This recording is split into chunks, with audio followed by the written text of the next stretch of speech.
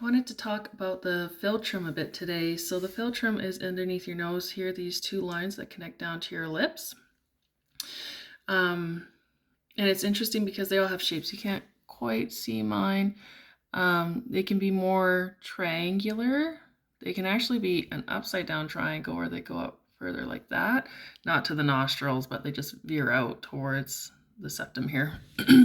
Or they can be parallel to each other. So when it's actually like it indicates your amount of energy throughout your life. So if you're somebody like me who's more pointed at your septum and wider towards your lips, that means you have excuse me, more trials and tribulations and less energy when you're a kid and more as you grow older. And again, everything in regards to my chart astrologically indicates that. In human design, everything indicates that my life gets better from this point forward in my life. Gone through a lot of health issues, a lot of death, a lot of grief, and now my life is going to get exponentially better. So it's cool that it shows on my face as well. If your lines are parallel, like a rectangle, that means that your energy will stay consistent throughout your whole life.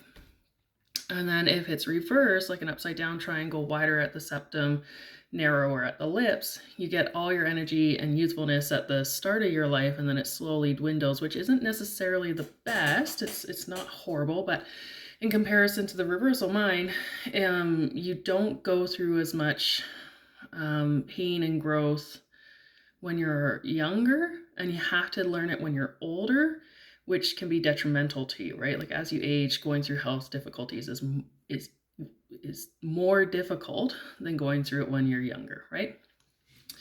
But it sucks emotionally, and then it's better. It's a whole give and take thing, right? Nothing's ever good or bad in face reading. It just is what it is. I also learned that there's an indication on the face of people who have more forehead but less chin also have a shorter lifespan. I think it was Newman, what's his name again? He was a famous actor back in the day, and then somebody else recently.